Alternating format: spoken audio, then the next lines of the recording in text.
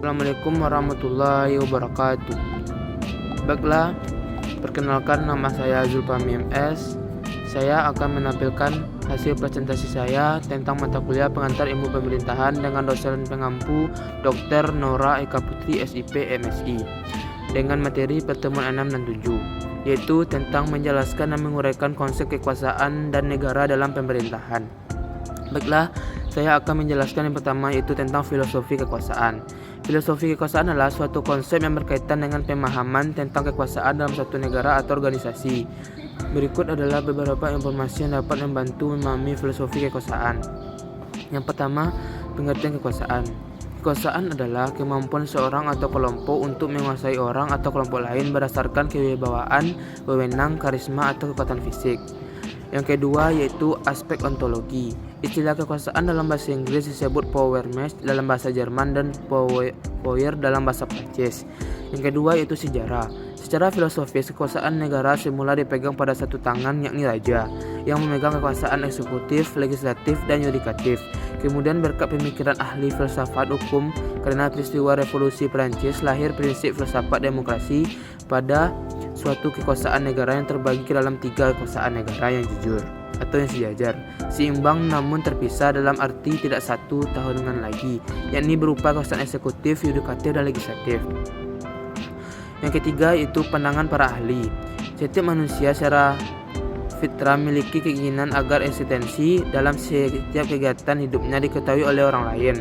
Kekuasaan merupakan dambaan bagi setiap manusia karena dengan kekuasaan tersebut eksistensi mereka akan diakui oleh manusia lain.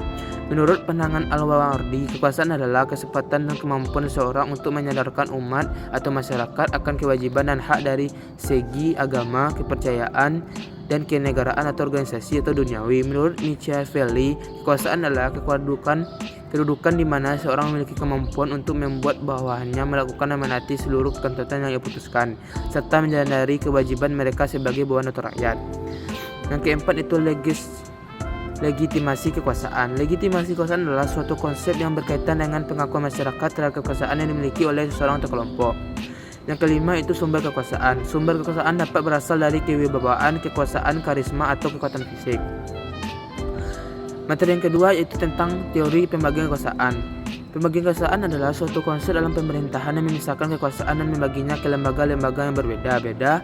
Konsep trias politika pertama kali dikemukakan oleh John Locke dalam Treatise of Civil Government tahun 1690 dan Baron Montesquieu dalam L'Esprit de Lois tahun 1748. Trias politika terdiri dari 3 kekuasaan, yaitu kekuasaan legislatif merupakan fungsi pembuatan peraturan, kekuasaan eksekutif merupakan fungsi penerapan peraturan, dan kekuasaan yudikatif merupakan fungsi pengambilan peraturan. Pembagian kekuasaan bertujuan untuk menghindari terjadinya pemusatan kekuasaan pada satu pihak atau satu lembaga saja. 2. Juga berikut adalah mekanisme pembagian kekuasaan yang dilaksanakan di Indonesia. Kekuasaan legislatif, kekuasaan eksekutif, kekuasaan yudikatif. Pembagian kekuasaan secara material disebut juga perpecahan kekuasaan yang dikenal dengan teori trias politika. Tujuannya adalah pemisahan kekuasaan ini juga agar dapat setiap organ negara memegang kekuasaan yang dipegang oleh orang yang tepat melalui kerjasama, maka mekanisme pembagian kekuasaan yang dilaksanakan di Indonesia ini dapat memberikan fungsi yang lebih baik. Materi yang ketiga yaitu tentang kekuasaan, kewenangan, dan legitimasi. Kekuasaan, kewenangan, dan legitimasi adalah konsep-konsep terpandang dalam ilmu politik dan sosiologi. Berikut adalah penjelasan singkat yang mengenai ketiga konsep tersebut. Yang pertama, kekuasaan merupakan kemampuan seorang atau sekelompok manusia untuk mempengaruhi pihak lain, laki-laki, urut kehendak yang ada pada pemegang kekuasaan tersebut. Kekuasaan dapat berbentuk keputusan yang membatasi atau memperluas alternatif yang bertindak. Kekuasaan politik ini merupakan tarsian dari kekuasaan sosialis. Sumber-sumber kekuasaan meliputi sarana paksaan fisik, norma hukumatif, dan norma kekayaan. Yang kedua itu kewenangan. Adalah kekuasaan yang memiliki keabsahan atau kekuasaan yang sah, atau kewenangan bersifat dinamis dan dapat berubah-ubah sesuai dari sudut pandang pengakuan masyarakat. Adapun suatu kekuasaan yang memiliki kewenangan yang sah di mata hukum namun tidak sah menurut sudut pandangan rakyat, yakni itu kewenangan dapat dasarkan pada peraturan undang-undang atau berasal dari tradisi, kekuatan sakral, kualitas pribadi, dan instrumental. Yang ketiga yaitu legitimasi, merupakan penerimaan dan pengakuan masyarakat terhadap hak moral pemimpin untuk memerintah, membuat dan melaksanakan keputusan politik. Legitimasi dapat menciptakan kestabilan politik dan kemungkinan perubahan sosial. Ada 5 tipe legitimasi, yaitu legitimasi tradisional, legitimasi karismatik, legitimasi legal rasional, legitimasi kinerja, dan legitimasi referensi. Itu aja. Baiklah, berikutnya yaitu materi yang keempat, yaitu asal-usul negara. Asal-usul negara merupakan topik kompleks yang telah dijelaskan oleh berbagai teori. Berikut beberapa teori yang menjelaskan asal-usul negara. Yang pertama, teori ketahanan. Ini merupakan teori tertua yang menjelaskan asal-usul suatu negara. Menurut teori ini, kekuasaan negara berasal dari Tuhan. Orang-orang Yahudi percaya bahwa Tuhan menunjuk seorang raja sebagai pemimpin mereka, dan raja dianggap sebagai wakil Tuhan di bumi.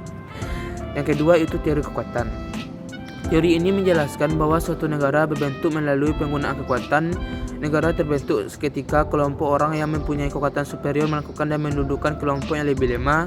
Teori ini didukung oleh para filsuf seperti John Bodin, Oppenheimer, dan Chris Jenks.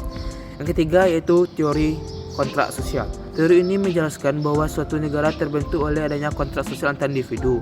Menurut teori ini, individu berkumpul dan sepakat untuk membentuk negara untuk melindungi hak dan kepentingan. Teori ini didukung oleh filsuf seperti Thomas Hobbes. Yang keempat itu teori hukum alam. Teori ini menjelaskan bahwa suatu negara dibentuk oleh hukum alam. Menurut teori ini, negara terbentuk ketika individu berkumpul dan sepakat untuk hidup berdasarkan seperangkat hukum alam. Teori ini didukung oleh filsuf seperti John Locke. Yang kelima yaitu teori sejarah. Teori ini menjelaskan bahwa suatu negara terbentuk melalui peristiwa sejarah. Menurut teori ini, suatu negara terbentuk melalui proses penjajahan, penaklukan, atau pemisahan diri. Teori ini didukung oleh sejarawan dan ilmu politik. Penting untuk dicatat bahwa setiap teori mempunyai kekuatan dan kelemahannya masing-masing. Dan asal mula suatu negara merupakan topik kompleks yang tidak dapat dijelaskan oleh satu teori saja. Baiklah, materi yang kelima yaitu tentang teori kedaulatan negara, syarat negara, dan pemerintahan umum. Teori kedaulatan negara adalah konsep mengenai kekuasaan tertinggi dalam suatu negara.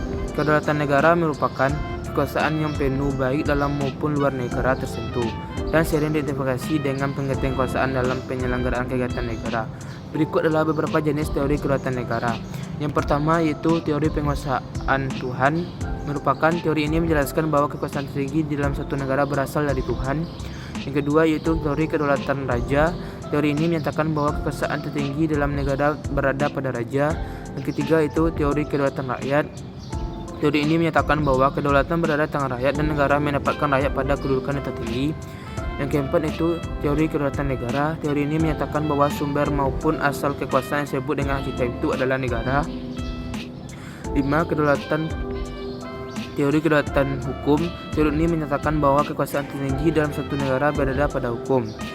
Kedaulatan negara merupakan syarat penting dalam suatu negara karena kedaulatan suatu negara atas wilayah daratannya merupakan sesuatu yang fundamental sebagai salah satu syarat dalam negara. Negara yang berdaulat dapat diartikan sebagai negara yang memiliki kekuasaan tertinggi baik ke dalam maupun keluar. Syarat negara adalah terdapatnya suatu wilayah yang jelas, penduduk, pemerintahan, dan kedaulatan. Sedangkan syarat umum pemerintahan adalah adanya suatu sistem pemerintahan yang berfungsi untuk mengatur kehidupan masyarakat. Baiklah, itu saja materi pertemuan 67 dari saya. Saya ucapkan terima kasih. Kalau ada salah dan jangkal, saya mohon maaf. Saya sudahi dengan wabillahi taufiq walhidayah. Wassalamualaikum warahmatullahi wabarakatuh.